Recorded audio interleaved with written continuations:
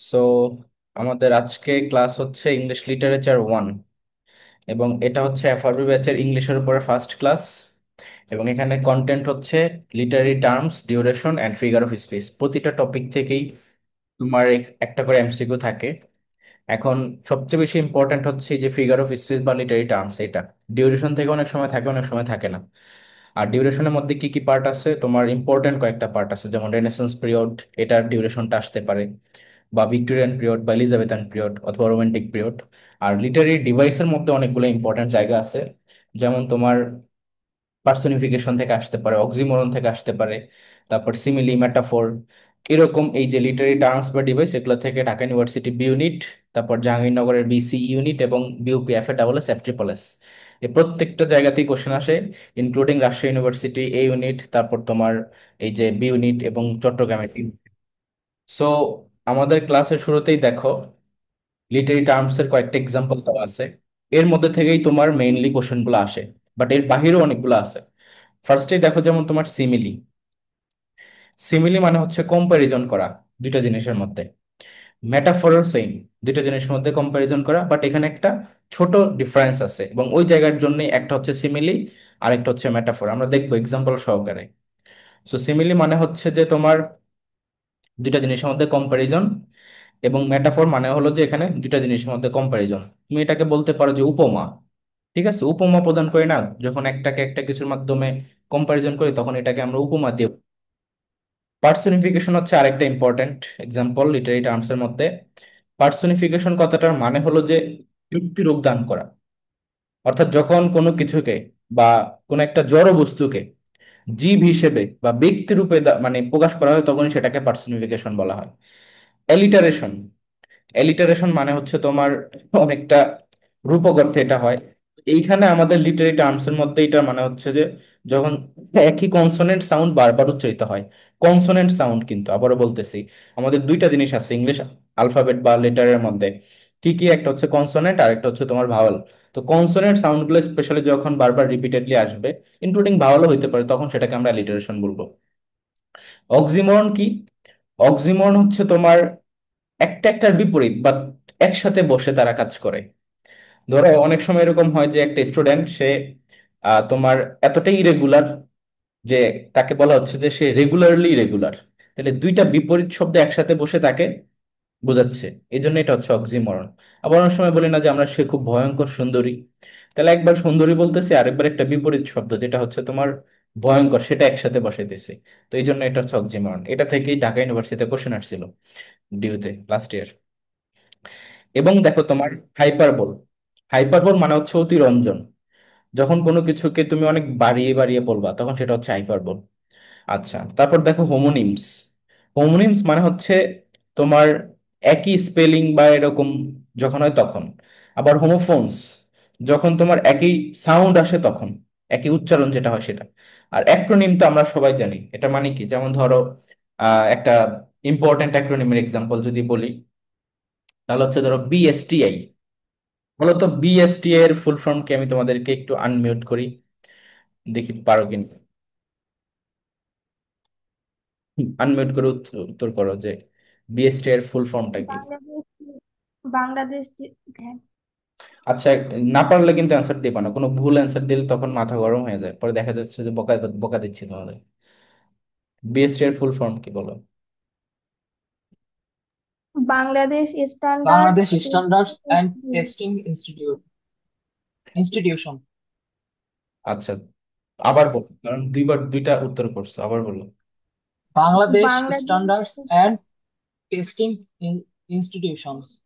হ্যাঁ, এবার ঠিক আছে, Bangladesh standards and testing institution. তো পারফেক্ট উত্তর জানলে তখনই অ্যান্সার করবা। ভুল উত্তর করলে কিন্তু এটা রেস্ট্রিক্ট অনেক অনেক বেশি। একজন যখন তোমার ভুল উত্তরটা শুনবে, তখন সে ওইটাকেই উত্তর ভেবে নেবে, তখন দেখা যাচ্ছে যে তুমি ভুল করছো, সাথে ও ভুল করছে পরীক্ষার হলে। সো কারেক্টই বলবা। আচ্ছা, তো এরকম অ্যাক্রোনিম গুলো, টার্মস, এরকম আরো এক্সাম্পল আছে, সেগুলো আমরা পড়বো এক এক করে। এখন চলে আসো ফার্স্টে, যেটা সিমিলি। আমি শুরুতে বলছি যে সিমিলি হচ্ছে the comparison between two different things with the help of these words, as, like, resemble, as, the same as. অর্থাৎ দুইটা জিনিসের মধ্যে কম্পারিজন হবে, কিন্তু সেখানে তোমার এই যে শব্দগুলা, অ্যাজ, তারপর লাইক, তারপর রিসেম্বল, তারপর দ্য সেম এজ, এই শব্দগুলোর ব্যবহার হবে, মানে কম্পারিজনটা হবে এই শব্দগুলোর মাধ্যমে, তখনই সেটাকে তুমি সিমিলি বলবা।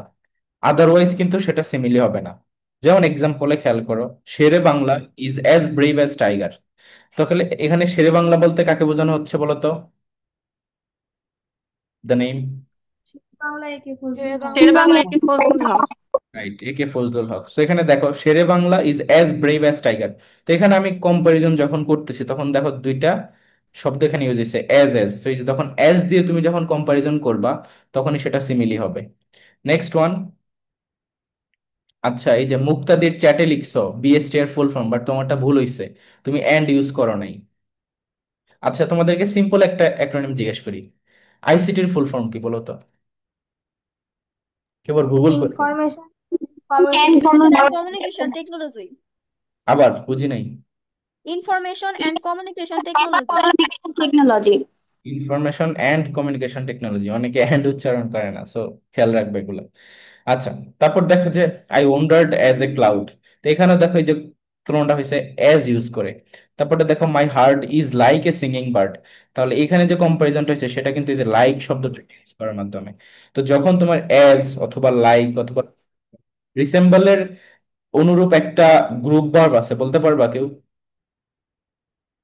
রিসেম্বল মানে Take হচ্ছে, after. হ্যাঁ, টেক আফটার।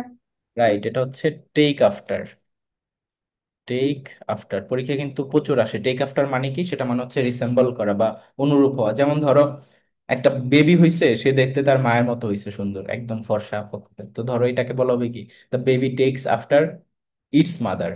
কারণ বেবির পরিবর্তে কিন্তু ইটস বসে। এটাও একটা অ্যাডমিশনের কোশ্চেন, যে বেবির জন্য তুমি মানে চাইল্ড বেবি, এটাকে তো তুমি হি অথবা সি বলতে পারো না, দ্যাটস এটাকে ইটস বলবা।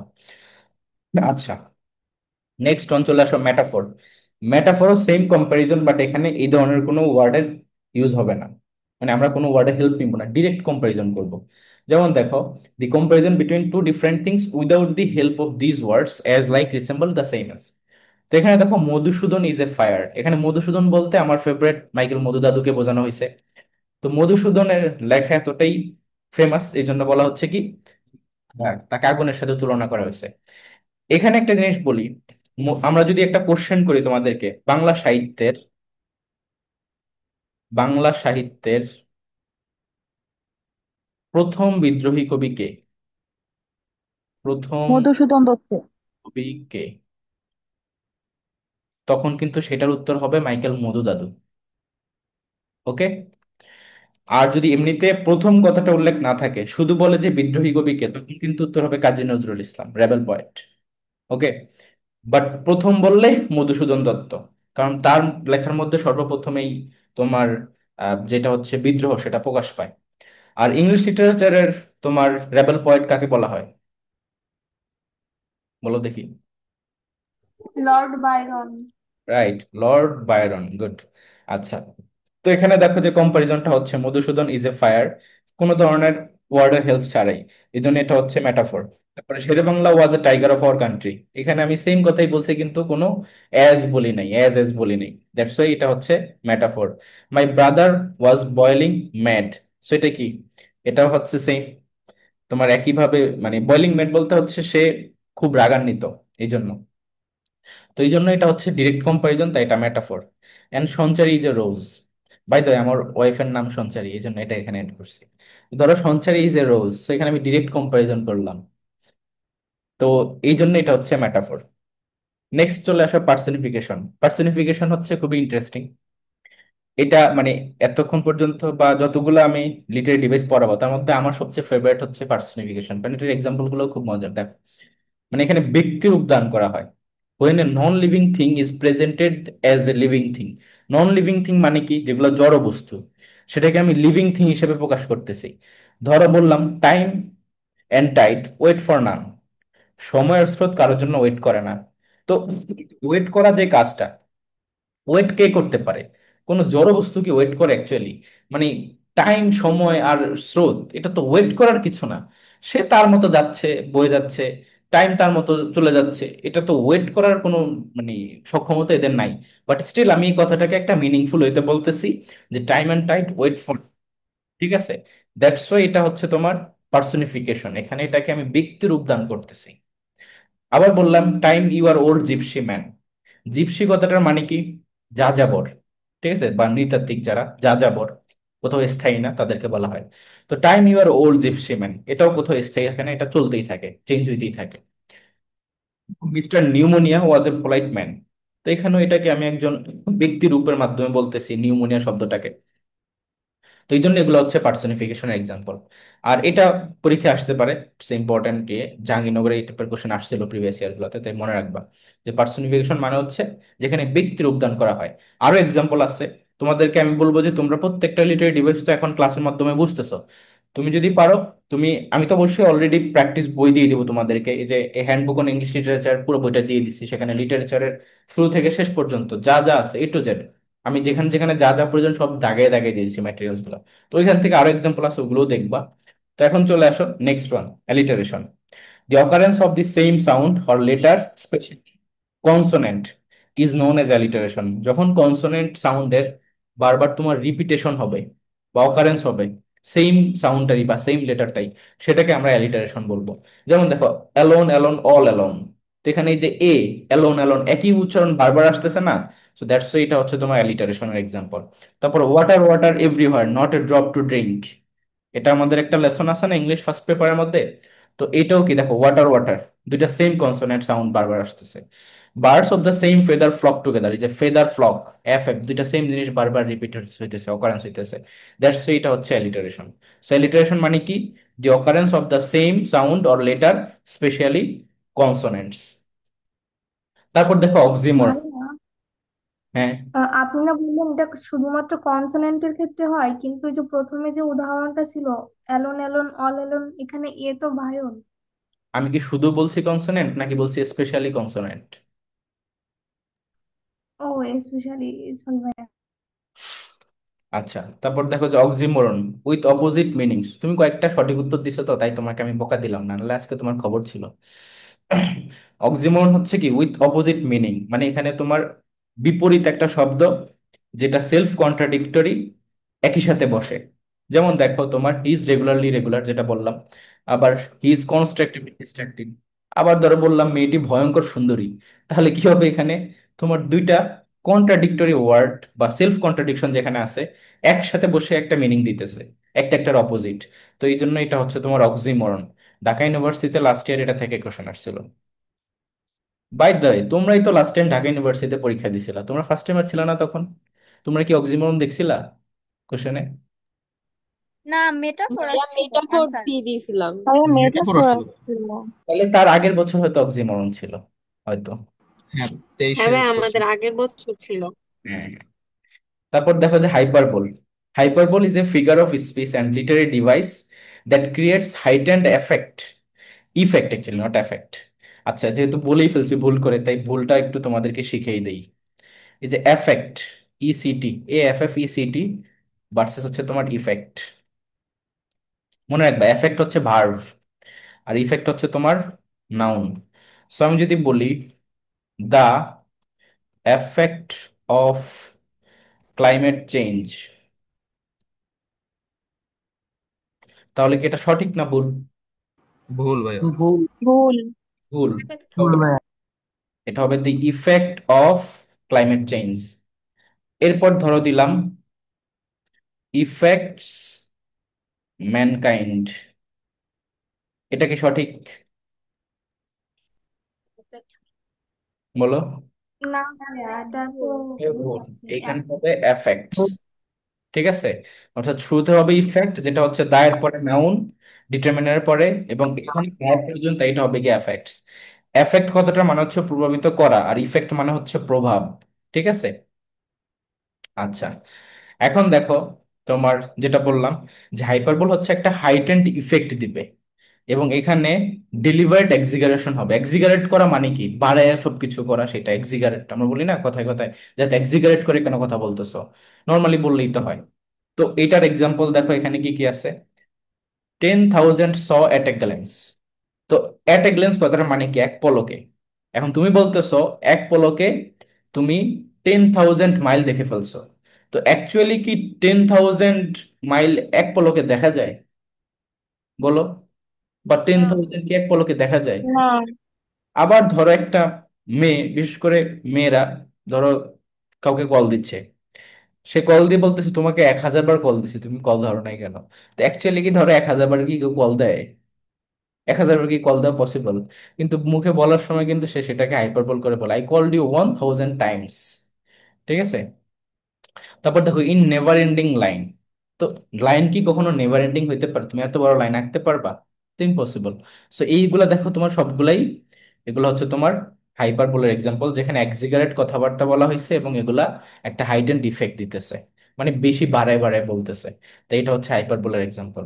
এটাকে আমরা আমাদের চলিত মানে ইয়েতে যদি দেখি, যেমন ধরো যারা হচ্ছে বড় বড় নেতা, তাদের নামের আগে কত কিছু হয়, পরম দয়ালু, আলহাজ, হজরত, তারপর হচ্ছে তোমার ওই যে আরো আছে না, যে মানব দরদি, তারপরে মানুষের নেতা, তারপরে হচ্ছে গিয়ে মানে উম, আর খালি নবী লেখাটা বাদ থাকে। হ্যাঁ, সকলের সকলের শ্রদ্ধাভাজন, তারপরে সকল কি মানে কি আর বলবো, মানে ওনার নাম শোনার জন্য অধীর আগ্রহ wait করা লাগে, তার যে এক একটা অ্যাজেক্টিভ সেগুলো শুনতে শুনতেই সময় চলে যায়।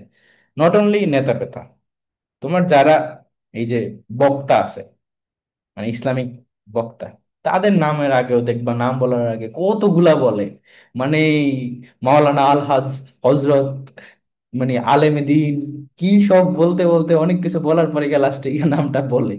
তো এত এক্সিগারেট করার তো কিছু নাই। তার যদি একটা পদবি থাকে, যেটা সবচেয়ে হাইয়েস্ট পদবি, সেই পদবিটা বলে তারপরে তার নামটা বললেই তো হয়ে যায়। মানুষের টাইম ওয়েস্ট করা, মানুষের কানের ডিস্টার্ব করা, এগুলা করার তো কোনো মানে হয় না। এই আর কি। হ্যাঁ ভাই, ডাক্তারদের মতো করা উচিত, ডাক্তাররা তো নিচে লেখা রাখে। হ্যাঁ, যেমন ধরো ডাক্তার একটা, ভাই হজরতের হজরতের বাংলা কিন্তু জনাব। এখন দেখো যারা ধরো ডাক্তার তাদেরকে আমরা কি বলি, ডাক্তার অমুক। যারা পিএইচডি করে তাদেরকে আমরা কি বলি, ডক্টর অমুক। তো এটা একটা স্ট্যান্ডার্ড হইতে পারে যে হাইয়েস্ট যে র্যাঙ্কটা সেইটা অনুযায়ী বলবা, আর তার সাথে তার নামটা বলবা, তাহলেই তো এনাফ। এত এক্সিগারেট করার তো কিছু নাই, বাট সোসাইটিতে এগুলা চলে, মানুষজন বেশি খায়, তাই আর কি এইভাবে চলে। এনিওয়ে, নেক্সট চলে আসো যে হোমোনিমস। হোমোনিমস মানে হচ্ছে তোমার এখানে স্পেলিং এবং প্রোনাউন্সিয়েশন সিমিলার, বাট মিনিং হচ্ছে আলাদা। তাহলে হোমোনিমস বললে, আবারও বলতেছি, হোমোনিমস বললে কি কি সেম, স্পেলিং এবং প্রোনাউন্সিয়েশনটা সেম, কিন্তু মিনিংটা হচ্ছে ডিফারেন্ট। কি ডিফারেন্ট? ডিফারেন্ট। আচ্ছা, এটা কিন্তু ভুলে যাবো অনেকে, কিন্তু এটা মনে রাখার একটা টেকনিক আছে। এটার সাথে কন্ট্রাডিকশন ক্রিয়েট হয় হোমোফোনসের সাথে। এখন আমরা যে ধ্বনি, ধ্বনি বলি না, ধ্বনির ইংরেজি কি? Phone, sound. ঠিক আছে, সাউন্ডের সাথে কি সম্পর্কিত? ফোন।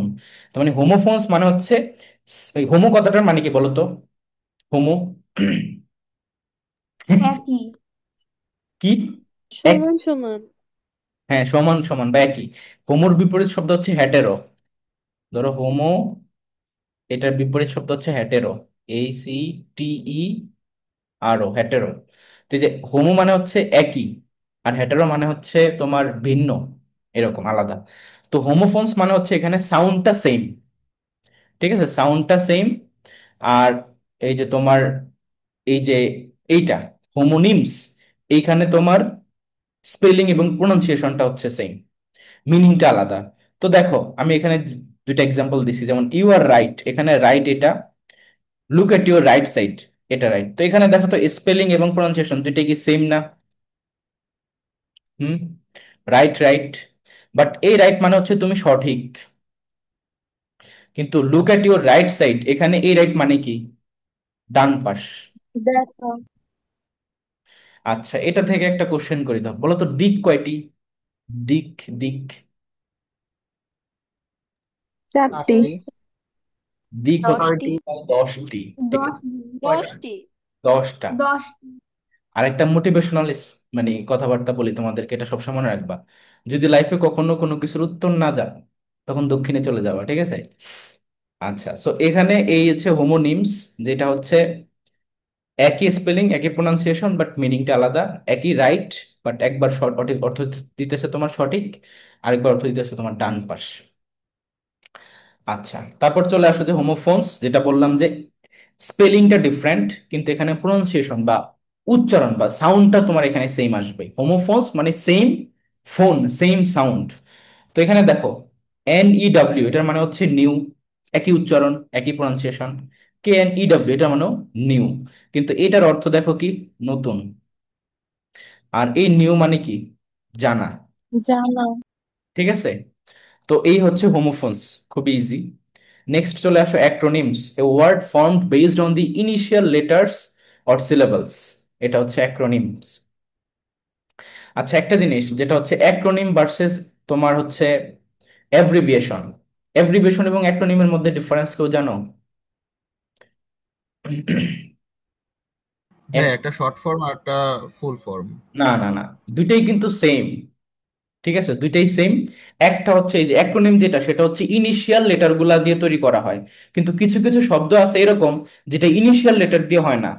হ্যাঁ, যেমন ধরো তোমার, আমি যদি বলি সাপোজ একটা ইয়ে পিএইচডি, পিএইচডি ফুল ফর্ম কি বলো? Doctor of philosophy. Doctor of philosophy, তাই না? তাহলে সেখানে কিন্তু তোমার পিএইচডি, এটা কিন্তু ওইটার সাথে মানে ফার্স্ট ইনিশিয়াল লেটার গুলা দিয়ে আসে নাই, সেটা এমনিতেই ফুল ফর্ম আলাদা, তাই না? তো ওটা কিন্তু অ্যাক্রোনিম না, ওটা হচ্ছে তোমার অ্যাব্রিভিয়েশন। আর অ্যাক্রোনিম হচ্ছে যেগুলো ইনিশিয়াল ফর্ম, মানে ইনিশিয়াল একটা ওয়ার্ডে ইনিশিয়াল লেটার যেটা থাকে, প্রথম যে লেটারটা থাকবে সেটা দিয়ে হবে। ডিফারেন্সটা কি বুঝছো? দুইটাই সেম জিনিস, একটা হচ্ছে ইনিশিয়াল লেটার দেওয়া হয় আর একটা হচ্ছে তোমার এমনিতে একটা শর্ট ফর্ম। ক্লিয়ার? মানে ভাইয়া অ্যাক্রোনিমে যে ওয়ার্ড গুলো থাকে ওই মানে ওই ওয়ার্ড গুলোর পর পর পর পর পর অনুযায়ী ওয়ার্ডস মিনিং গুলো হ্যাঁ। থাকবে, কিন্তু অ্যাব্রিভিয়েশনে সেগুলো থাকবে না। অ্যাব্রিভিয়েশনে তোমার মিনিং তো তুমি খুবই বের করতে পারো, কিন্তু অ্যাব্রিভিয়েশনের মধ্যে থাকবে তোমার কিন্তু ওই ওয়ার্ড অনুযায়ী পর পর থাকবে না, সেটাই তো। হ্যাঁ। আচ্ছা, তো দেখো এই যে এখানে কিছু অ্যাক্রোনিম আছে, a word formed based on initial letters or syllables. তো এখানে দেখো ইউকের ফুল ফর্ম কি বলো তো? UK, United Kingdom. United United Kingdom. United Kingdom, but এটা তো বাচ্চারাও জানে। আমার প্রশ্ন এটা না, আমার প্রশ্ন হচ্ছে ইউনাইটেড কিংডম কোন কোন দেশকে বোঝায়, দেখি পারো কিনা। যুক্তরাজ্য। ইংল্যান্ড, যুক্তরাজ্য, লাতিন যুক্তরাজ্যকে। আমেরিকা। Great Britain. যুক্তরাজ্য, ইংল্যান্ড। যে পারফেক্ট অ্যান্সার জানো সে উত্তর করো। ইউনাইটেড কিংডমের মধ্যে আগে এটা বলো যে কয়টা দেশ আছে। চারটা না? চারটা না, তিনটা। কারেক্ট, চারটা। এই চারটা কি কি এবার দেশ, বলো, মার্জিয়া বলতে পারবা? ভাইয়া ওয়েলস, ওয়েলস ওয়েলস, তারপরে ভাইয়া স্কটল্যান্ড, ইংল্যান্ড, ওয়েলস আর ইংল্যান্ড। North island. রাইট, এইটা হচ্ছে গিয়ে correct answer. United kingdom versus হচ্ছে তোমার ধরো great Britain. Great Britain, BRITIN, great Britain. তো ইউনাইটেড কিংডমের মধ্যে হচ্ছে চারটা কান্ট্রি, গ্রেট ব্রিটেনের মধ্যে হচ্ছে তিনটা কান্ট্রি। কি কি? এখানে হচ্ছে তোমার ইংল্যান্ড, একটা হচ্ছে ওয়েলস, আর একটা হচ্ছে তোমার স্কটল্যান্ড। ঠিক আছে, এই তিনটা মিলে হচ্ছে গ্রেট ব্রিটেন। এবং তোমার ইউনাইটেড কিংডমের মধ্যে তো এই তিনটা আছেই, প্লাস হচ্ছে তোমার নর্দার্ন আয়ারল্যান্ড, নর্দার্ন আয়ারল্যান্ড। এবং এই জন্য এটা হচ্ছে ইউনাইটেড কিংডম আর এটা হচ্ছে গ্রেট ব্রিটেন। তাহলে তোমার কে কোনটার পার্ট বলো তো? গ্রেট ব্রিটেন এবং ইউনাইটেড কিংডমের মধ্যে কে কোনটার part? Great Britain United UK কিংডমের পার্ট হলো Great Britain. Right, Great Britain is a part of United Kingdom. Good. আচ্ছা, তারপর বলো BST এর ফুল ফর্ম কি? এটা তো already. Bangladesh standard and testing institute. Bangladesh, BANGLA, Bangladesh standards, একটা এস আছে কিন্তু এটা মনে রাখবা শেষে, standards and testing institution. Institution, okay. ATM এর ফুল ফর্ম কি বলো? Automated teller automated machine. Teller machine. Automated teller machine. Automated teller machine, automated teller machine. তারপরে ব্যাটের ফুল ফর্ম কি বলো? Value value value added added value tax. Added value added tax. Bangladesh সবচেয়ে বেশি মূলত ইনকাম করে, মানে সরকার বাজেটের যেটা ইনকাম রেভিনিউ, এই ভ্যাটের মাধ্যমেই করে। তারপর তোমার সিমের ফুল ফর্ম কি বলো? Subscriber subscriber identity mod. Identity module. Good. Driver and ID module. Subscriber Identity module. Identity module.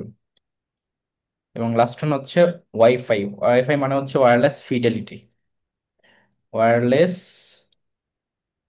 FIDE, fight কথাটা মানে হচ্ছে বিশ্বাস, আস্থা। এই যে আমরা বলি না ফেইথ, বিলিভ, সেটার সিমিলার ওয়ার্ড হচ্ছে ফাইট। সো ওয়্যারলেস ফিডেলিটি, এটা হচ্ছে ওয়াইফাই ফুল ফর্ম। তো এখানে যা যা লিখলাম একটু তোমরা নিজেরা সুন্দর করে নোট যখন করবা তখন ওইখানে এই জিনিসগুলো উল্লেখ করে নিও। আমি এখান থেকে আর কিছু ইরেজ করলাম না, এভাবেই রাখলাম। Next one, allegory. অ্যালিগরি মানে হচ্ছে একটা রূপক। ঠিক আছে, আমরা যখন রূপক কারক পড়ছিলাম এর আগের ব্যাচের যারা আর কি আসো, এটা তো আমাদের নতুন ব্যাচের ক্লাস, সেখানে আমি রূপক কারক পড়াইছিলাম, মনে আছে? হুম। হ্যাঁ ভাইয়া। রূপক কারকের মধ্যে জিনিসগুলা কি ছিল? একটা অ্যাবস্ট্রাক্ট জিনিস ছিল না? অ্যাবস্ট্রাক্ট মানে এরকম। হ্যাঁ ভাইয়া। অ্যালিগরি হচ্ছে যেমন একটা রূপক, যেখানে একটা ন্যারেটিভ থাকবে। ন্যারেটিভ মানে বুঝো, ন্যারেটিভ মানে হচ্ছে একটা মেসেজ থাকবে, একটা মানে কিছু একটা কিছু কনভে করতে চাইবে। In which a character, place or event is use to deliver A broader message about real world issues and occurrence. মানে বাস্তব জীবনের, বাস্তব বিশ্বের, রিয়েল ওয়ার্ল্ডের বিভিন্ন ইস্যু বা অকারেন্স সম্পর্কে তোমাকে একটা ব্রডার মেসেজ দিবে, যেখানে একটা ক্যারেক্টার বা একটা প্লেস বা একটা ইভেন্টকে ব্যবহার করা হবে, এবং এটার মধ্যে একটা ন্যারেটিভ থাকতে হবে। অনেক সময় বলে যে তোমার কথার ন্যারেটিভ কি, মানে তোমার মূল উদ্দেশ্যটা কি, একটা উদ্দেশ্য থাকবে। ঠিক আছে, সেটা হচ্ছে তোমার অ্যালিগরি। এখন এই অ্যালিগরির একটা এক্সাম্পল হচ্ছে the rime of ancient mariner.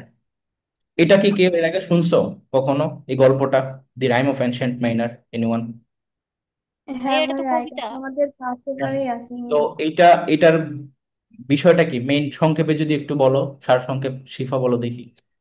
ভাইয়া, এটার মিনিংটা হচ্ছে যে আমাদের চারিপাশে অনেক পানি আছে, কিন্তু পর্যাপ্ত যেটা পরিষ্কার পানি হ্যাঁ। ওইটা আমরা পাচ্ছি না, এটা বলতে চাইছি। এটার মেইন রিজনটা কি? পানি থাকার পরও পানি পাচ্ছি না, কি কারণে হয়েছিল এটা ওদের সাথে, বলতে পারবা?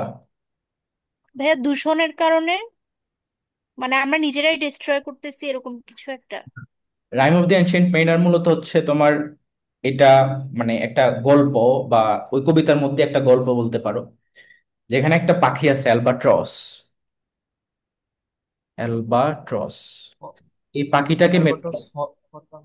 ঠিক আছে, তো যার কারণে ওই যে একটা শিপ বা নাবিক যারা ছিল তারা একটা অভিশপ্ত হয়, এটাকে বিনা অপরাধে মেরে ফেলছে। তার মানে এখানে মেসেজটা হচ্ছে তুমি বিনা অপরাধে একটা পিঁপড়াকেও মারা উচিত না। আর টু বি অনেস্ট, বাসায় যখন পিঁপড়া আসে এটা একটা গুড সাইন। বুঝছো, বাসায় পিঁপড়া আসা কিন্তু গুড সাইন, আনলেস সেটা তোমার খাবার তেলাপোকা আসলে ভাই? আসছে, খাইতে আসছে বা নষ্ট করতে আসছে, তাইলে সেটা তুমি বিতাড়িত করতে পারো। বাট এমনিতে পিঁপড়া আসা। এই তেলাপোকা আসলে? তেলাপোকা অ্যাকচুয়ালি, তেলাপোকা নিয়ে কিছু জানি না আমি, সো নো কমেন্ট। পিঁপড়া নিয়ে বলা হয়েছে যে পিঁপড়া যখন আসে তখন হচ্ছে তোমার এটা একটা গুড সাইন যে তোমার সাথে ভালো কিছু হবে। ঠিক আছে, আমার বাসায় কয়েকদিন আগে ভালো করে না, টাকা আসে। বাড়িতে গেছিলাম না, যে ঘুরতে গেলাম, বাড়ি বাড়ি হয়ে আসলাম ভোলা থেকে, তখন এই যে আমি ফ্ল্যাটে এসে দেখি কি ঢাকাতে, মানে এক রুম থেকে আরেক রুমে লাইন ধরে পিঁপড়া যাইতেছে। মানে খুব রাগ হয়েছিল, পরে কইছে না থাক কিছু করবো না। তো পরে করছি কি, ওদের লাইনটা ব্রেক করে দিছি। এরপর 10 মিনিট পরে আইসা দেখি যে একটাও নাই, সব ওই নিজের মতো করে চলে গেছে, শুধু লাইনটা ব্রেক করে দিছি, দ্যাটস ইট। বুঝছো?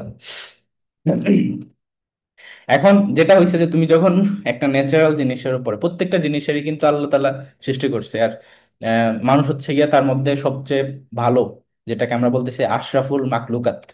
তো তুমি বিনা অপরাধে কোনো কিছুকে হার্ম করতে পারো না। তো এই যে আলবাট্রস যে পাখিটা, এটাকে বিনা অপরাধে ওই নাবিকরা মেরে ফেলে, এবং ওই অভিশাপের কারণে ওরা এমন একটা সিচুয়েশনে পড়ে যে ওরা কোনো খাবার পাইতেছিল না, পানি পাইতেছিল না, কিছু করতে পারতেছিল না, পরবর্তীতে তারা একটা শাস্তি ভোগ করে। তো এই যে এইটা লিখছে কে, the rime of the ancient mariner, এটার লেখক কে বলো তো? স্যামু কি? এনিওয়ান? আচ্ছা আমি বলে দিচ্ছি, এটা হচ্ছে এসটি কলারিজ। পল স্যামুয়েল টেইলর ডিকম্যান। কলারপিটস। হ্যাঁ, স্যামুয়েল টেইলর কলারিজ বা এসটি কলারিজ, কলারিজ। ঠিক আছে, মনে থাকে যেন, এটা ভেরি ভেরি ইম্পর্টেন্ট, পরীক্ষায় ডিরেক্ট আসে এমসিকিউটা, যে রাইম অফ দি অ্যানশিয়েন্ট মেরিনারের লেখককে। তারপর দেখো সিলিক ওয়ে।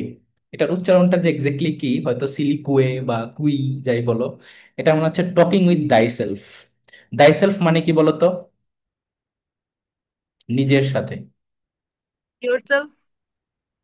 হ্যাঁ। তো ধরো, যখন তুমি নিজের সাথে নিজে কথা বলবা, সেটাকে বলা হয় সিলিকুই। এটার একটা গুড এক্সাম্পল হচ্ছে to be or not to be, that is the question. এটা হচ্ছে শেক্সপিয়ারের একটা লেখা থেকে নেওয়া। শেক্সপিয়ার, SPEARE, শেক্সপিয়ার, তার একটা লেখা থেকে নেওয়া, যে to be or not to be, that is the question. এখন এইখানে যেটা চরিত্র ছিল, যে ক্যারেক্টারটা ছিল, সে নিজেই নিজের সাথে কথা বলতেছিল। বা তোমরাও দেখবা মাঝে মধ্যে টিভিতে এরকম বিভিন্ন ইয়েতে, ড্রামাতে এরকম দেখে না, যে মানে একটা মানুষকে দেখাচ্ছে এবং সে কথা বলতেছে, যেটা মানে সে মনে মনে ভাবতেছে আর কথাটা আসতেছে এরকম, নিজের সাথে নিজে কথা বলতেছে, এরকম সিন থাকে কিনা? প্ল্যানিং করতেছে, বিশেষ করে কূটনীতি, এরকম সিন দেখছো না? জি ভাইয়া। এটাই হচ্ছে জি কাইন্ড অফ ভাইয়া। নিজের সাথে নিজে যখন কথা বলা। নাটকে অহরহ দেখা যায় ভাইয়া। হ্যাঁ। তারপর চলে আসো স্যাটায়ার। স্যাটায়ার মানে হচ্ছে ব্যঙ্গ করা। এটা মানে কি? ব্যঙ্গ করা। আচ্ছা। The use of humor or irony or exaggeration or ridicule to expose and criticize people's stupidity কি, মানে স্টুপিড থেকে স্টুপিডিটি যাই হোক, আর ভাইসেস, মানে হচ্ছে স্যাটায়ার হচ্ছে এমন একটা কিছু যে মানুষকে ক্রিটিসাইজ করা হবে তাদের বিভিন্ন স্টুপিডিটির কারণে, এবং তাদের বিভিন্ন ধরনের ভুল বিশ্বাস বা ভুল এর কারণে, বা অন্য যে কোনো কিছু হইতে পারে। এবং এখানে মূলত তুমি হিউমার, আইরনি বা এক্সিগারেশন এগুলো ইউজ করবা, এই মাধ্যমে তুমি এই ব্যঙ্গটা করবা। তো এটারই একটা গুড এক্সাম্পল হতে পারে গালিভার্স ট্রাভেলস। তো গালিভার্স ট্রাভেলের মধ্যে আমরা কি দেখছি, সেখানে দুই ধরনের মানুষ ছিল। একটা ছিল খুব বড়, আবার কিছু ছিল ডোর্ফ বা একদম ছোট, লিলিপুট যাদেরকে বলা হয়। তো লিলিপুটদেরকে সেখানে ব্যঙ্গ করা হয়েছে না? ওই, এটা গালিভার্স ট্রাভেল দেখছো সবাই? এটা দেখো খুব, পড়ছি ভাইয়া, ওই অনেক ভাইয়া আগে। হ্যাঁ এটা কিন্তু খুব মজার একটা, এটা মুভিও আছে বইও আছে, তুমি মুভি দেখলে দেখতে পারো, ইউটিউবেই আছে, গালিভার্স ট্রাভেল লিখে সার্চ করে পেয়ে যাবা। তো এই গালিভার্স ট্রাভেলস লিখছে কে বলো তো? Jonathan Swift. Jonathan Swift. Right. এবং অ্যানিমাল ফার্ম, এটাও কিন্তু তোমার একটা স্যাটায়ার, ব্যঙ্গ করা হয়েছে এখানে। এটা লিখছে হচ্ছে George Worrell. George, George Worrell. এবং ঢাকা ইউনিভার্সিটিতে একটা কোশ্চেন আসছিল, না যেন বিউপিতে আসছিল, এখন ঠিক মনে পড়তেছে না, দ্যাট ইজ 1984। এই যে বইটা, এটা কার লেখা বলো তো? George Orwell. এটাও কিন্তু জর্জ অরেলের লেখা। এটা আসছিল না এডমিশন টেস্টে, বিউপিতে আর জাবিতে? তোমরা কি কোশ্চেন ব্যাংক দেখছো? গত বছর না, তার আগের বছর হয়তো। তো দেখবা এই জিনিসগুলা খুবই ইম্পর্টেন্ট। এই যে অ্যানিমাল ফার্ম, এটা হচ্ছে জর্জ অরেলের লেখা, এবং গালিভার্স ট্রাভেলস হচ্ছে জোনাথন সুইফটের লেখা। এগুলো তোমরা ইউটিউবে দেখতে পারো মুভি হিসেবে, তাহলে তোমার অল্প সময়ের মধ্যেই পুরো থিমটা মাথায় ঢুকে যাবে। তো সেটার হচ্ছে ব্যঙ্গ করা, আর এখানে ব্যঙ্গ করা হয়েছে মূলত ওই যে লিলিপুট যারা, তাদেরকে। এবং যারা এরকম ক্ষুদ্র মানে যারা একটু খাটো হয়, একটু খাটো না অনেক খাটো হয়, তাদেরকে কি বলা হয়? ডোর্ফ বলা হয়। তোমরা হবিট মুভিটা দেখছো? ডোর্ফ, হবিট, জি ভাইয়া। হবিট কিন্তু খুবই ভয়ানক একবারে যায়, মানে কি যেন একটা, ওই যে একটা থাকে হচ্ছে তোমার রাক্ষস টাইপের মানুষজন, আরেকটা থাকে হচ্ছে তোমার নর্মাল মানুষজন, আরেকটা গ্রুপ থাকে হচ্ছে তোমার বামুন ডোরফ, একদম পিচ্ছি পিচ্ছি মানুষজন। মানে এদের মধ্যে যে একটা ক্ল্যাশ, এটা হচ্ছে এই হবিটের মধ্যে দেখা যায়। হবিট 1 2 মেবি কত ক্লাস মুভির, ইয়ার সিকুয়েল। তিনটা আছে মনে হয়, এরপর হবিটের পরে লর্ড অফ দ্য রিংস এর। হ্যাঁ। তারপর দেখো ক্যাটাস্ট্রফি। ক্যাটাস্ট্রফি হচ্ছে একটা লিটারেচারের মধ্যে যখন একদম মানে ক্লাইম্যাক্সটা ঘটে, বা যেখানে ক্লাইম্যাক্স না, ক্লাইম্যাক্সটারে বলতে পারো পজিটিভ একটা আউটকাম, আর ক্যাটাস্ট্রফি হচ্ছে একটা negative outcome. In literature the final action that completes the unraveling of the plot in a play. Play মানে নাটক, স্পেশালি ইন এ ট্র্যাজেডি। মানে ট্র্যাজেডির মধ্যে তোমার যখন মানে একদম লাস্ট মোমেন্টে ফাইনাল যেই ইয়েটা হয়, সেটাকে বলা হয় তোমার ক্যাটাস্ট্রফি। যেমন ধরো বাংলা সিনেমার মধ্যে ক্লাইম্যাক্স কোনটা? বাংলা চলচ্চিত্রের মধ্যে যখন ছায়া ছায়া মানে বাংলা যখন শুক্রবারে শুক্রবারে চলচ্চিত্র হইতো না, পূর্ণদৈর্ঘ্য ছায়াছবি দেখাইতো, সাদা কালো টিভিতে দেখতা, রঙিন টিভিতে দেখতা। তো সেখানে দেখবা লাস্ট মোমেন্টে গিয়া নায়িকাকে গিয়ে নিয়ে রশির সাথে এভাবে বাইন্ধা ফেলবে, তাকে নিচে পানির মধ্যে ডুবে দিবে অথবা আগুনের মধ্যে ফেলবে। ওই মোমেন্টেই নায়ক হয় গাড়ি নিয়া ওয়াল ভাঙে ঢুকবে, না হলে হচ্ছে তোমার বাইক দিয়া মানে জাম্প করে ঢুকবে। তো ওইটা হচ্ছে তোমার ক্লাইম্যাক্স। আর যদি শেষ মুহূর্তে গিয়ে এরকম একটা সিচুয়েশন হয় যেটা হচ্ছে স্যাড, যেমন ধরো বাপ্পারাজের কাহিনী, সে যেখানে নায়ক সে কিন্তু মরে যাচ্ছে।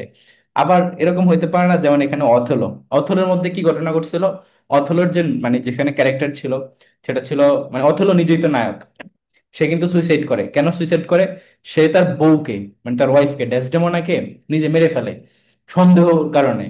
আরেকজনের প্ররোচনায় ওয়াইফকে সন্দেহ করে যে সে ফেইথফুল না, পরবর্তী তাকে মেরে ফেলে, এবং পরে যখন রিয়েলাইজ করে যে তাকে ডিচ করা হয়েছিল, অন্য একজন তাকে ভুল বুঝাইছে, তখন সে নিজেও সুইসাইড করে। তো এটা খুবই একটা ট্র্যাজেডিক ঘটনা না, বিয়োগান্তর ঘটনা বা খারাপ লাগা। দ্যাটস ওয়াই এই যে ক্যাটাস্ট্রফি হচ্ছে সেইটা, যখন তোমার এরকম শেষে গিয়ে স্যাড এন্ডিং থাকবে, আর ক্লাইম্যাক্স হচ্ছে গিয়ে যখন একটা ভালো এন্ডিং হবে আর কি। তো বুঝছো ক্যাটাস্ট্রফি কি জিনিস? জি ভাইয়া। আচ্ছা, এখানে আমি একটু ডেসডেমোনার নামটা লিখে দিই। ডেসডেমোনা, তাকে তাকে মেরে ফেলা হয়, মেরে ফেলা হয়, এবং অথেলো হচ্ছে সুইসাইড করে পরবর্তীতে ভুল বুঝতে পেরে। আচ্ছা, তারপর দেখো আয়রনি। আয়রনি হচ্ছে the expression of one's meaning by using language that normally signifies the opposite. মানে এমন একটা কথা বলবো যেটা দ্বারা ডিফারেন্ট মানে উল্টাটা বোঝাবে, typically for humorous or empathetic effect. যেমন দেখো, your smile gives me a painful pleasure. তো মানে এখানে বলতেছো একটা কিন্তু বোঝাচ্ছ আরেকটা। ঠিক আছে, এটা হচ্ছে আয়রনি, মানে তুমি ভিন্নটা বলে এটা বোঝাচ্ছ। যেমন ধরো মাঝে মধ্যে ভাইয়া, ওই যে হ্যাঁ, তুমি কে আমি কে রাজাকার রাজাকার, এটা তো হচ্ছে বেস্ট উদাহরণ ছিল। কারণ তুমি ভিন্নটা বোঝাচ্ছ যে তুমি আমি কে দেশপ্রেমিক, সেটাকে তুমি রাজাকার বলে রিপ্রেজেন্ট করতেছো, কারণ অ্যাকচুয়ালি তারাই তো দেশপ্রেমিক যারা স্বৈরাচারকে বিতাড়িত করছে। So that is a good example. তো এই হচ্ছে কি আয়রনি, যেখানে ভিন্ন একটা অপোজিট ওয়ার্ড ইউজ করে ভিন্ন একটা মিনিং প্রকাশ করা হয়, এবং সেটার মাধ্যমে তোমার এমপ্যাথেটিক ইফেক্ট অথবা হিউমারাসটা প্রকাশ পায়। আচ্ছা, এটা হচ্ছে একটা এক্সাম্পল, তোমরা রেফারেন্স বই ওইটা থেকে আরো এক্সাম্পল দেখবা। তারপর হচ্ছে তোমার অটোবায়োগ্রাফি। অটোবায়োগ্রাফি হচ্ছে তোমার যখন কেউ নিজেই নিজের জীবন বৃত্তান্ত লিখে, মানে নিজের সম্পর্কে নিজের জীবন নিয়ে লিখে, সেটা হচ্ছে অটোবায়োগ্রাফি, জীবন বৃত্তান্ত আমরা যেটাকে বলি। তো এটা একটা দুইটা এক্সাম্পল দেওয়া আছে, দেখো। তোমার দি আনফিনিশড মেমোরিজ, এটা তো আমরা জানি বঙ্গবন্ধু শেখ মুজিবুর রহমানের। আর মেইন ক্যাম্প, এটা হচ্ছে ইম্পর্টেন্ট, কেননা উপরটা থেকে তো আর এখন কোশ্চেন আসবে না। বাট মেইন ক্যাম্প কার লেখা বলো তো? এটা প্রতি বছরই কোনো না কোনো ইউনিভার্সিটিতে। হিটলার। হিটলার। হুম। হিটলার। Adolf Hitler. হ্যাঁ, হিটলার। অ্যাডলফ, অ্যাডলফ বা অ্যাডলফ যাই বলো আর কি, হিটলার। ঠিক আছে। আচ্ছা, এই যে মেইন ক্যাম্প, এই বইটার আরেকটা নাম আছে যেটা ইংলিশ নেম, সেটা হচ্ছে মাই স্ট্রাগল। মাই স্ট্রাগল, STRUGGLE, মাই স্ট্রাগল। তো যদি মাই স্ট্রাগল দেখো, তখনও যেই জিনিস, মেইন ক্যাম্প একই জিনিস। তো এটা আবার গুলাই ফেলো না যে ভাই মেইন ক্যাম্প পড়াইছেন আর্টসে, মাই স্ট্রাগল পারি নাই কেন। সো এটা আর কি মনে রাখবো, দুইটাই সেম। কে লিখছে? অ্যাডলফ হিটলার লিখছে, এবং তার একটা বিখ্যাত উক্তি ছিল, সেটা হচ্ছে যুদ্ধই জীবন, যুদ্ধই সার্বজনীন। যুদ্ধই জীবন, যুদ্ধই সার্বজনীন, সার্বজনীন। ঠিক আছে। আচ্ছা, এই যে তোমার সেকেন্ড ওয়ার্ল্ড ওয়ার যখন শুরু হয়, তখন জার্মানির চ্যান্সেলর কে ছিল? অ্যাডলফ হিটলার ছিল। এবং তিনি সর্বপ্রথম ওই যে পোল্যান্ড আক্রমণের মাধ্যমে এই যুদ্ধটা শুরু হয়, দ্বিতীয় বিশ্বযুদ্ধ। আচ্ছা, সো অটোবায়োগ্রাফি হচ্ছে সেটাই, যখন the biography of oneself narrated by oneself, নিজেই যখন নিজের জীবন লিখে। এরপর চলে আসো লিঙ্গুয়া ফ্রাঙ্কা। এটা কিন্তু খুব ইম্পর্টেন্ট, পরীক্ষা ডিরেক্টলি আসে, এটা একটা ল্যাটিন ফ্রেজ বা ফরেন ফ্রেজের মধ্যেও আসে, এবং লিটারি ডিভাইসের মধ্যে থেকেও আসতে পারে। লিঙ্গুয়া ফ্রাঙ্কা মানে কি? এটার মানে হলো কমন ল্যাঙ্গুয়েজ। ঠিক আছে, কমন ল্যাঙ্গুয়েজ। এখন এটাকে তোমাকে যদি আমি বোঝাই, তাহলে হচ্ছে অনেকটা এরকম, যেমন দুইটা কমিউনিটি, এখন তাদের দুইটা কমিউনিটিরই ভাষাগুলো হচ্ছে আলাদা। তো তারা তো অবশ্যই একটা কমিউনিটি আরেকটা কমিউনিটির সাথে কথা বলতে হবে, বা বিভিন্ন ধরনের ফিনান্সিয়াল, ইকোনমিক বা রিসোর্সের কারণে তোমার তাদের মধ্যে লেনদেন হইতে হবে। তো তখন যে কমিউনিকেশনটা করবে, তারা কোন ভাষায় কমিউনিকেশনটা করবে?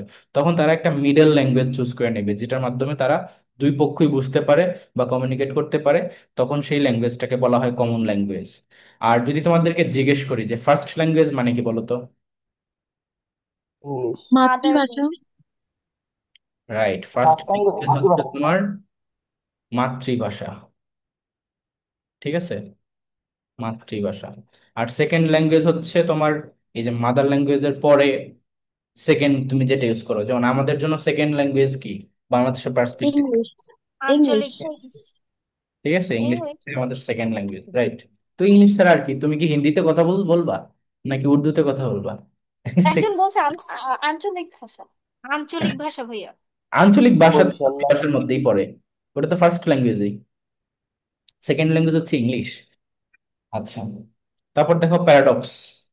প্যারাডক্স হচ্ছে it is a statement that appears at the first to be contradictory but upon reflection then make sense.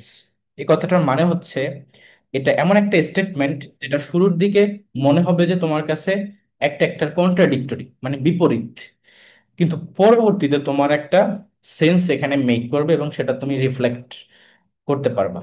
যেমন ধরো আমি যখন বলি লেস ইজ মোর, এটা দেখো তো শুরুতে দেখে মনে হচ্ছে না যে একটা একটার বিপরীত?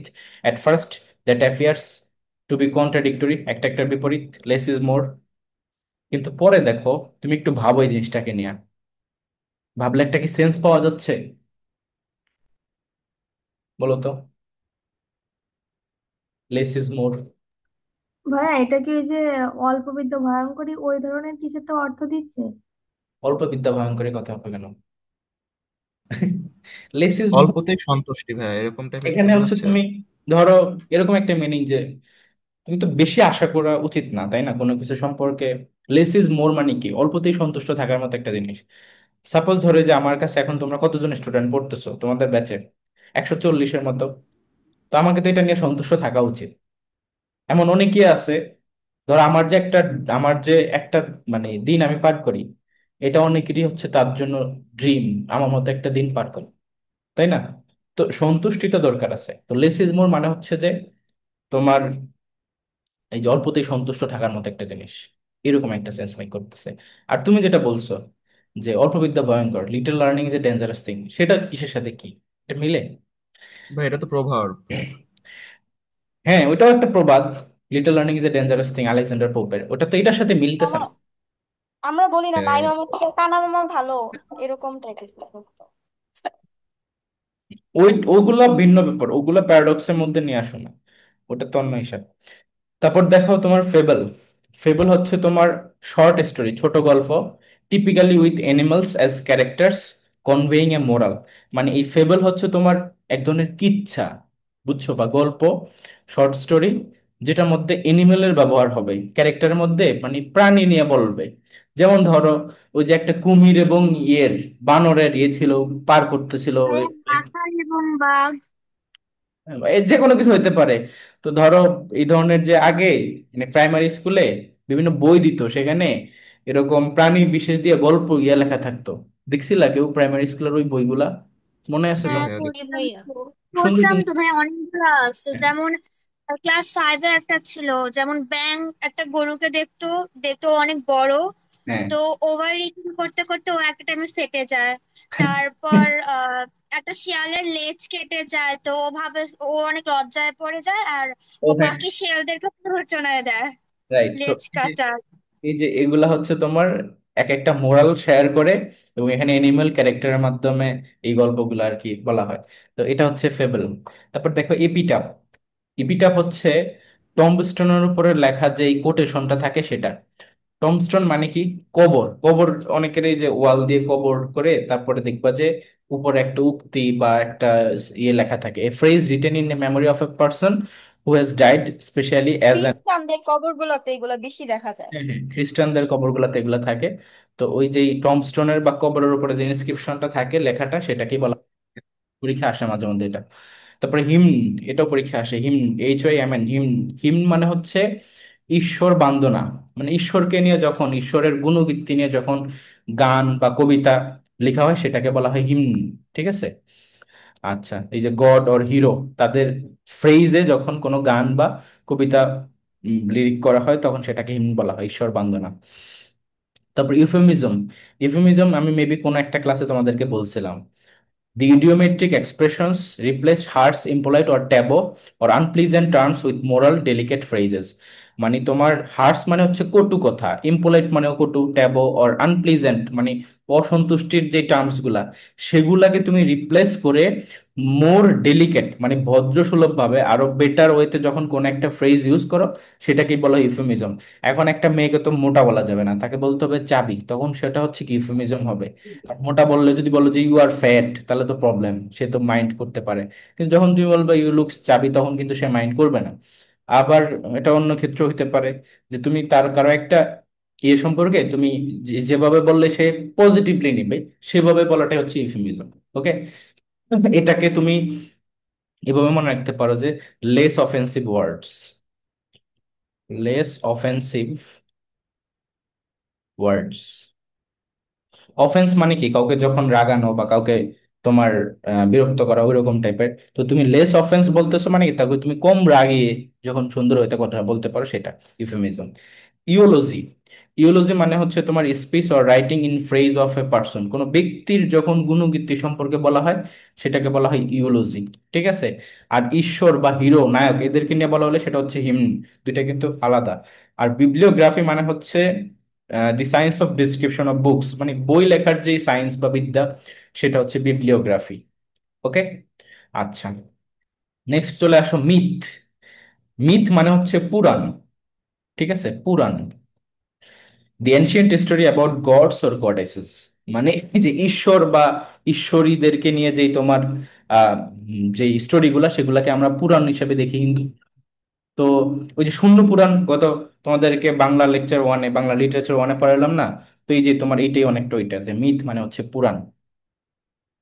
প্যাস্টোরাল, প্যাস্টোরাল হচ্ছে কি relating to a country side people, অর্থাৎ ধরো প্রতিটা দেশেই বা প্রতিটা কমিউনিটির মধ্যে একটা থাকে তোমার শহরমুখী যাদেরকে আমরা রিচ পিপল বলতে পারি, আরেকটা থাকে ধরো তোমার মধ্যবিত্ত বা যারা পুয়ার নিম্ন মধ্যবিত্ত, তারা ধরো কোথায় থাকে, কান্ট্রি সাইডে থাকে বা হচ্ছে তোমার ধরো ভিলেজেস এই অঞ্চলগুলোতে থাকে, তাদেরকে বলা হয় প্যাস্টোরাল। ওকে, যেমন ধরো রবীন্দ্রনাথ ঠাকুর তার একটা কবিতার মধ্যে এভাবে বলছিল যে আমি ওই একটা স্তরে পৌঁছাইতে পারি নাই। কোন কবিতার মধ্যে তার এটা ছিল বলো তো?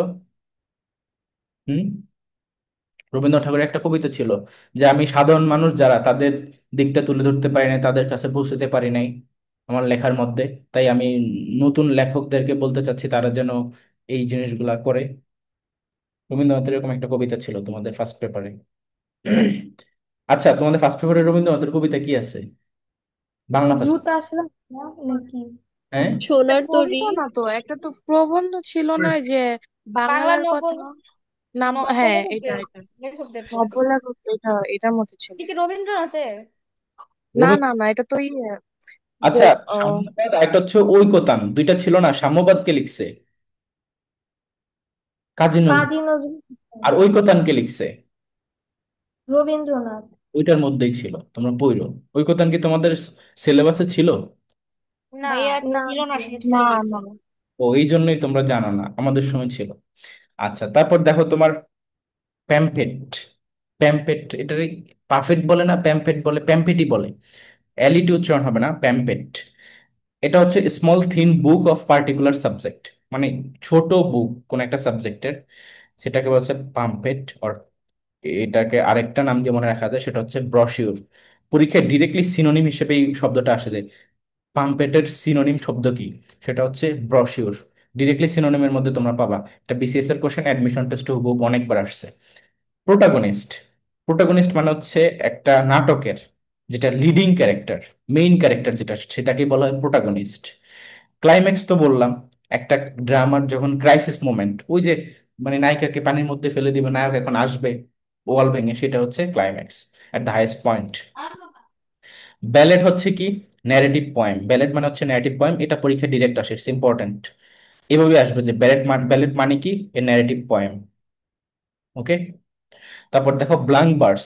ব্লাঙ্ক ভার্স মানে হচ্ছে হ্যাভিং নো রিমিং এন্ড, এটাকে আমরা অমৃতাক্ষর বলতে পারি। মানে তোমার এখানে ওই যে শেষে গিয়ে ইনটার ভিতরে কোনো ছন্দ নাই এরকম। ঠিক আছে, এটা মুখস্থ করা খুবই টাফ, কারণ নর্মালি কবিতাগুলো মুখস্থ করতে পারি আমরা কখন, যখন সেটার মধ্যে একটা ছন্দ থাকে। ঠিক আছে, কিন্তু এই যে ব্ল্যাঙ্ক ভার্সের মধ্যে কোনো রিমিক ইন থাকে না, এই জন্য এগুলো মুখস্থ করা খুব টাফ। এই যে তোমার কোরআন শরীফ যারা হাফেজ হয় তারা কিভাবে হাফেজ হতে পারে, ওটার মধ্যে কিন্তু একটা ছন্দ আছে।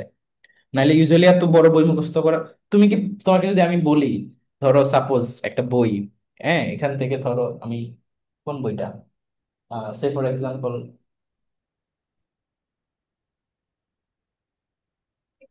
মাস্টার।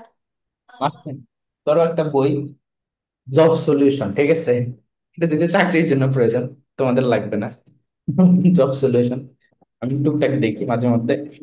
তো এই যে বইটা, এটা মুখস্থ করতে পারবা তুমি? বলো। ইন্নালিল্লাহ। ইন্নালিল্লাহ। কোরআন শরীফও কিন্তু এরকম সাইজেরই, হয়তো আরেকটু ছোট হইতে পারে, বাট কাইন্ড অফ এরকমই। তো সেটা কিভাবে মানুষ হাফেজ হইতে পারতেছে? কারণ ওটার মধ্যে একটা ছন্দ আছে, আল্লাহ ওইভাবেই সবগুলো জিনিস দিয়ে দিছে। তারপর দেখো তোমার ইলিজি। ইলিজি মানে হচ্ছে শোক গাথা। শোক মানে দুঃখ কষ্ট, শোক গাথা। It is a poem of lamentation and mourning. Lamentation কথাটার মানে হচ্ছে শোক, শোক, ঠিক আছে। আর মোর্নিং মানে কি? শোক দুঃখ, মোর্নিং এটা তো সবাই জানোই। আচ্ছা, এটা কি? দুঃখ, শোক, এরকম দিতে পারো। তারপর দেখো ইপিক। ইপিক মানে হচ্ছে মহাকাব্য। ইপিক মানে কি? মহাকাব্য। Heroic deeds is called epic. Heroic deeds কে কি বলা হয়? ইপিক বলা হয়। সনেট এবং stanza, very very important. Sonnet কি? 14 লাইনের কবিতাকে বলা হয় সনেট। বাংলা সনেটের জনক কে? Michael Michael Madhusudan Madhusudan Dutta. Michael এটা মধুসূদন মধুসূদন দত্ত। দত্ত। আচ্ছা, গুড। আর ইংলিশ লিটারেচারের সনেটের জনক কে? পরীক্ষা আসবে। ইতালির পেত্রাক। রাইট, এটা হচ্ছে পেত্রাক। পেত্রাক, এটা কি অর্পিত অ্যান্সার দিছো? পেত্রাক। হ্যাঁ ভাইয়া। আচ্ছা, এটার বানানটা মেবি এরকম না, পেত্রাকের নাম। এখন তোমাদেরকে বাংলা লিখে দিচ্ছি, পেত্রাকের নাম এভাবে মনে রাখবা, ঠিক আছে। ভাইয়া ওর স্পেলিংটা হচ্ছে PAST ERNAK, মানে পাস্ট, তারপরে ERNAK, আচ্ছা, এনে মানে উচ্চারণ, সমস্যা নেই, পেট্রাক। পেট্রাক, উচ্চারণ করলে পাঁচটার নাক হয়। পাঁচটার নায়ক মানে পেট্রাক, বুঝতে পারছি। হ্যাঁ। তার নায়ক এরকম নাম ছিল, রাইট। আর বাংলা লিটারেচারে হচ্ছে তোমার জনক মাইকেল মধু দাদু। মধু দাদু। আর স্ট্যানজা। স্ট্যানজা মানে হচ্ছে কবিতার মধ্যে দেখবা যে 4 লাইন অন্তর, মানে 4 লাইন করে করে ডিভিশন থাকে। চল চল চল উদ্ধ ভবনে বাজে মাদল, নিম্নে উতরা ধরণি তল, তো এটা 4 লাইন 4 লাইন করে একটা স্তবক থাকে না? এটাই হচ্ছে তোমার সেই স্তবকটা। স্তবক। একটা স্তবকের মধ্যে কয়টা পংক্তি থাকে? 4টা। তার মানে it is a division of 4 or more lines having a fixed length, metre or rhyme scheme. তার মানে এখানে 4 লাইন অথবা মোর লাইনও হইতে পারে, বাট এই যে একটা ভাগ ভাগ করা থাকে কবিতাগুলা, সেটাকে বলা হয় কি? স্ট্যানজা। জাহাঙ্গীরনগর স্ট্যানজা থেকে আসছিল, সনেট থেকে আসছিল, ব্ল্যাঙ্ক ভার্স, ব্যালেড, তারপরে এগুলা থেকে আসছিল, epic, elegy. So very very important এই জায়গাটা। তারপর চলে আসো শর্ট স্টোরির বিভিন্ন এলিমেন্ট। তো অলরেডি আমরা প্রোটাগনিস্ট সম্পর্কে পড়ছিলাম, যে একটা স্টোরি বা ড্রামার মধ্যে যেটা মেইন ক্যারেক্টার, এরকম আরো কিছু আছে, যেমন ধরো প্লট। প্লট হচ্ছে event to develop the ideas, মানে আইডিয়া, একটা শর্ট স্টোরির যে আইডিয়া সেটার যে ইভেন্ট গুলো আছে যেটার মাধ্যমে এটাকে তুলে ধরা হয়, প্রত্যেকটা ইভেন্টকে প্লট বলা হয়। তার মানে প্লট ইভেন্ট একই কথা। সেটিংটা ইম্পর্টেন্ট। সেটিং হচ্ছে যেই সময়ে বা যেই লোকেশনে বা যেই ওয়েদারে এই স্টোরিটাকে তৈরি করা হয় বা লেখা হয়, বা তোমার নাটক হলে সেটাকে পরিচালনা করা হয়, তো সেই সময়টাকে বলা হয় বা সেই লোকেশনটাকে বলা হয় সেটিং, ঠিক আছে।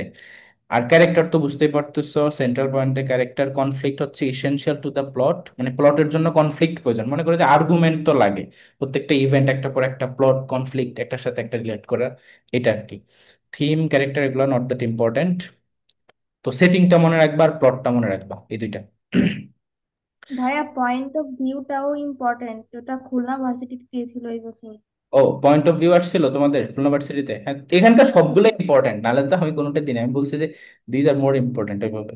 সবগুলোই তো পড়বা তোমরা, কোনোটা বাদ দেওয়ার সুযোগ নেই। কোনো না কোনো ইউনিভার্সিটিতে ঠিকই আসবে, আর এগুলো অন্য হাজার হাজার স্টুডেন্ট আছে যারা পারবে না, কনফিডেন্টলি পারবে না, পরীক্ষা দেখে কোশ্চেন, এই কোশ্চেন বই থেকে আসছে, বাট এগুলো আসে। তারপর চলে আসো পিরিয়ড। আমাদের লিটারি ডিভাইস কিন্তু কমপ্লিট, আসলে এগুলোর মধ্যে থেকে আসবে। নাও চলে আসো পিরিয়ডস। সো পিরিয়ডের মধ্যে কি কি আছে? ওল্ড ইংলিশ পিরিয়ড, 450 থেকে শুরু।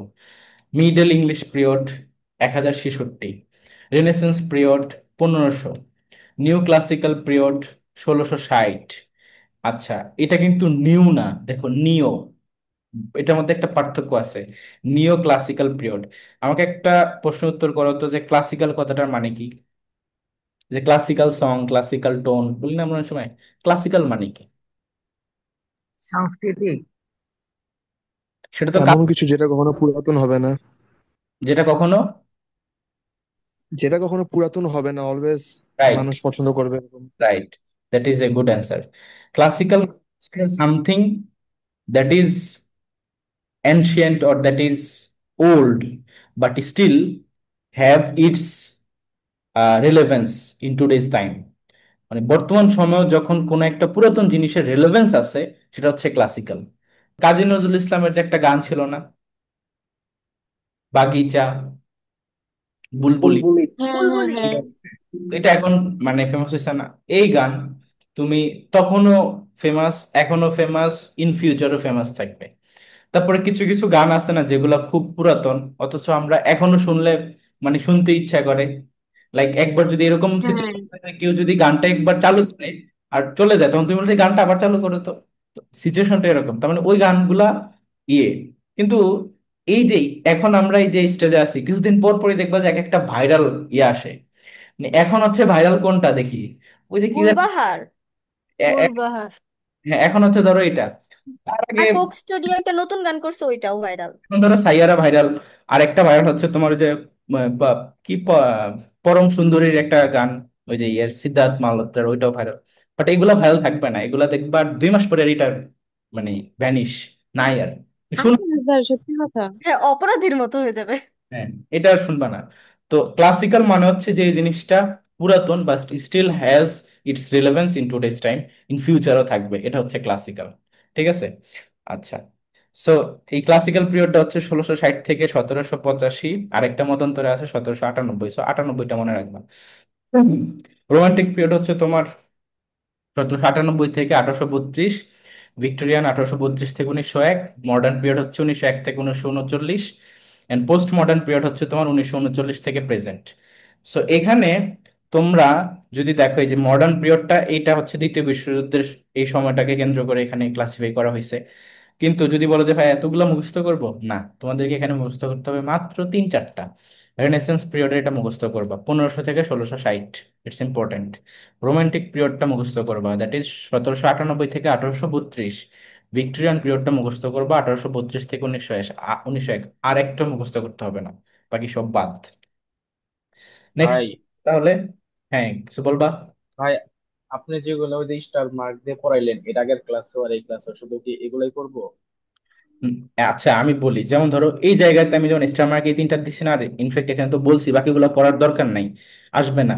কিন্তু এই যে এগুলো এখানে দেখবা, মানে যা যা পড়াইছি, আমার ক্লাসের প্রতিটা জিনিস ইম্পর্ট্যান্ট হতে পারে। সেটা এই ইউনিভার্সিটিতে আসলো, না হলে ওই ইউনিভার্সিটি, ঢাবিতে, বিউপিতে, যাবি, রবি, চবি, সবগুলো কোথাও না কোথাও তুমি পাবাই। আমি যা পড়াই প্রত্যেকটা জিনিসের রিলেভেন্ট, বুঝছো? সব বাদ দিও না, সবই পড়বা, এই আর কি। স্টার মার্ক যেগুলা করি সেগুলা মনে করো যে আমি স্টার মার্ক করতেছি, তাই তুমি এখন এমফেসিস দিচ্ছ না, পরীক্ষার হলে যখন এই কোশ্চেনটা দেখবে না, তখন সাথে সাথে আমার কথা মনে পড়বে। ওকে। এখন দেখো রেনেসেন্স। রেনেসেন্স বানানটা পরীক্ষায় আসে স্পেলিং এর মধ্যে। তোমরা ইংলিশ ভোকাবুলারি নিয়ে অনেক কনফিউশনে থাকো, যে কি পড়বো না পড়বো পারি না, অথচ স্পেলিং ই তোমরা পড়ো না। প্রতি বছর দেখবে স্পেলিং থেকে কোশ্চেন থাকেই, অন্য কিছু থেকে কোশ্চেন থাকুক আর না থাকুক। তো স্পেলিং এর মধ্যে রেনেসেন্স এটা একটা খুব ইম্পর্ট্যান্ট। এটাকে মনে রাখার একটা কৌশল আছে, সেটা হচ্ছে রিনা, একজনের নাম রিনা ইজ সেন্স, এবার মনে রাখতে পারো। রিনা ইজ সেন্স, তাহলে এস কয়টা বলো তো? ইজ এর একটা এস, সেন্স এর একটা এস, তার মানে 2টা এস। রিনা ইজ সেন্স, এইভাবে রেনেসেন্সটাকে মনে রাখবা, ভেঙে ভেঙে বানানটা। 1501 থেকে 1660, তার মানে 100, কত কত বছর এখানে, 160 বছর, তাই না? এটার মধ্যে 4টা ডিভিশন আছে দেখো: Elizabethan period, Jacobean period, Caroline period and Commonwealth period. So এর মধ্যে থেকে আমাদেরকে শুধু একটা পড়তে হবে, দ্যাট ইজ এলিজাবেথান পিরিয়ড, 1558 থেকে 1603, শুধু এইটা, বাকি এগুলো প্রয়োজন নাই। ওকে। এখন চলে আসো রেনেসেন্স পিরিয়ডের একটু ডিটেলস। রেনেসাঁস কথাটার মানে কি? এটার মানে হচ্ছে রিবার্থ। পরীক্ষায় রেনেসাঁস কথাটার মিনিং আসে। মিনিং কি? রিবার্থ, এটাকে পুনর্জন্ম বলতে পারো, পুনর্জন্ম। আর এই যে রেনেসাঁস হয়েছে মূলত কত শতাব্দীতে? দ্যাট ইজ চতুর্দশ শতাব্দী, 14th সেঞ্চুরি। কোথায় হয় রেনেসাঁসের সূচনা? ইতালির ফ্লোরেন্সে। ঠিক আছে, ইতালির ফ্লোরেন্সে রেনেসাঁসের সূচনা হয়। এটা মূলত কেন আমরা বলতেছি রিবার্থ? তাহলে কিসের পুনর্জন্ম? মানুষ কি পুনর্জন্ম হয়েছে এরকম কিছু? No, passion for new learning and knowledge, এইটার পুনর্জন্ম হয়েছে। দ্যাটস এটাকে বলা হয় রেনেসাঁস। ঠিক আছে। আর এটারই বলছিলাম, রেনেসাঁস পিরিয়ডের চারটা ডিভিশনের মধ্যে একটা শুধু পড়তে হবে, দ্যাট ইজ ইলিজাবেথান পিরিয়ড। এই ইলিজাবেথান পিরিয়ডটা হচ্ছে 1558 থেকে 1603। খুবই খুবই ইম্পর্টেন্ট, কেননা এইটাকে বলা হয়, এলিজাবেথান পিরিয়ডকে বলা হয় ইংলিশ লিটারেচারের স্বর্ণযুগ, the golden age of English literature. Very very important, the golden age of English literature কি? Elizabethan period. মনে থাকে জানো, এটা পরীক্ষায় ডিরেক্টলি আসছিল বিউপিতে। তারপর দেখো দি নেস্ট অফ সিঙ্গিং বার্ড। এই এলিজাবেথ পিরিয়ডটাকে আরেকটা নামও ডাকা হয়, সেটা হচ্ছে নেস্ট অফ সিঙ্গিং বার্ড। যদি পরীক্ষা আসে পারবা না যে গোল্ডেন এজ কোনটা, নেস্ট অফ সিঙ্গিং বার্ড বললে সেই নেক্সট কোনটা, ইলিজাবেথান পিরিয়ডই। এই সিঙ্গিং বার্ড কারা? যারা ওই যে তোমার এখানকার সাহিত্যিকগণ আছে তারা। তো এখানে দেখো এই ইলিজাবেথান পিরিয়ডের নামটা কেন ইলিজাবেথান পিরিয়ড? এটা হচ্ছে তখন কুইন ইলিজাবেথের শাসন চলতেছিল। হ্যাঁ, in the reign of Queen Elizabeth two, that's এটাকে বলা হয় ইলিজাবেথান পিরিয়ড। সো এই ইলিজাবেথের মানে রানী এলিজাবেথের একটা বিখ্যাত উক্তি আছে, সেটা হচ্ছে good face is the best letter of recommendation. মানে তুমি যখন কাউকে রেকমেন্ড করতে চাচ্ছ, কোনো কিছু রেকমেন্ড করতে চাচ্ছ, তখন সেটার জন্য তোমার গুড ফেসটাই যথেষ্ট। তুমি হাসি মুখে কোথায় অ্যাপিয়ার করলে দেখবা যে সেখানে সবকিছু এমনিতেই অ্যাকসেপ্টেড হয়ে যাচ্ছে। ওকে, সো এই ছিল আর কি তোমাদের ইংলিশ লিটারেচারের ফার্স্ট ক্লাস। এখান থেকে যা যা পড়াইলাম, এই যে figure of speech, literary terms এবং পিরিয়ড ওয়াইজ যে ডিউরেশন গুলা, এগুলা থেকে তুমি কোশ্চেন পাচ্ছ। তোমরা যারা এখানে সেকেন্ড টাইমার, অনেকেই তো সেকেন্ড টাইমার, ফার্স্ট টাইমার কিছু কিছু আসো, তো এটা ট্রু যে তুমি যদি প্রিভিয়াস ইয়ারের কোশ্চেন দেখো, দেখবে এগুলো থেকে প্রতি বছর একটা করে এমসিকিউ থাকে, মাঝে মধ্যে দুই একটা করে দুইটাও চলে আসে তোমার topic add করে। তো এই জন্য হচ্ছে তুমি এই জিনিসগুলো পড়বা, আর এটা হচ্ছে কম্পারেটিভ অ্যাডভান্টেজ দিবে অ্যাডমিশনে। তো অ্যাডমিশনে দেখবা যে আমাদের ব্যাচ থেকে স্টুডেন্টরা যারা চান্স পায়, অন্য ব্যাচ থেকে যদি তুমি একটা নর্মাল পজিশনে চান্স পাও, আমার ব্যাচ থেকে স্টুডেন্টরা টপ পজিশন করে চান্স পায়। অন্য ব্যাচ থেকে যদি একজন চান্স পায়, আমার ব্যাচে তার দ্বিগুণ তিনগুণ চান্স পায়। দ্য রিয়েলিটি ইজ আমরা ওইভাবে প্রত্যেকটা জায়গার উপর টাচ করি। অ্যাবসলিউট অ্যাডভান্টেজ, কম্পারেটিভ অ্যাডভান্টেজ দুইটাই এখানে এনশিওর হবে। তোমাকে বেসিক থেকে অ্যাডভান্স লেভেল পুরোটাই কভার করা হবে, আর সবকিছু রিলেভেন্ট হয়ে যায়, তুমি নিজে বুঝবা যে এই কারণে এটা হচ্ছে আর্গুমেন্ট অনুযায়ী। তো এখন তুমি এই জিনিসগুলো যখন ইংলিশ ফার্স্ট পেপার পড়তে যাবা, প্যাসেজ লেসন, সেখান থেকেও তো প্রচুর কোশ্চেন আসে, ঢাবিতে বিউপিতে জাবিতে। তো সেই জিনিসগুলো তোমার কাছে অনেক ইজি লাগবে। অ্যান্ড নেক্সট লিটারেচারের ক্লাসে হচ্ছে আমরা এই যে পিরিয়ড গুলা বললাম, এখানকার মধ্যে প্রমিনেন্ট রাইটার আছে না, উইলিয়াম শেক্সপিয়ার, এই যে এসটি কলেরিজ বললাম, তারপর ধরো তোমার উইলিয়াম ওডসওয়ার্থ, তারপর আদার্স যারা যারা আছে, প্রত্যেকের ডিটেলস সহকারে পড়বো, ছন্দ দিয়ে নিমোনিক সহকারে, যাতে করে ওগুলা তুমি ইজিলি মনে রাখতে পারো। কারণ এত এত লেখা, তো ওগুলাকে যদি তুমি ছন্দ দিয়ে না মনে রাখো টেকনিক সহকারে, ভুলে যাবা। দ্যাটস ওই ছন্দগুলো ইম্পর্টেন্ট, ওইগুলো ওইভাবে আমরা কমপ্লিট করবো আর কি। সো আজকের ক্লাস নিয়ে কোনো কোশ্চেন আছে? এনিওয়ান? ভাইয়া হ্যাঁ আমার একটা লিটারেচার ইয়েস। আজকে লিটারেচারে যা যা পড়াইছেন এগুলোর মধ্যে মানে এর থেকে এক্সট্রা কিছু কি মানে বই থেকে কিছু পড়া লাগবে? না, এই পার্টের উপরে আমি আজকে যে যে টপিক পড়াইছি, এই টপিকের উপর বই থেকে এক্সট্রা কিছু পড়ার নেই। বাট হ্যাঁ, তোমাদেরকে প্রত্যেকটা জিনিসের জন্য তো আমি রেফারেন্স বই সাজেস্ট করি। তো লিটারেচারের জন্য, ইংলিশ লিটারেচারের জন্য আমি যে একটা রেফারেন্স বই সাজেস্ট করছি না, যেটা অলরেডি জি তোমার ভাই। আগে দিছি, পুরোটা একদম ক্লিন বুক, ফুললি মার্ক করা আছে, কালারফুল, তোমার ব্লু মার্ক, গ্রিন মার্ক এভাবে করে।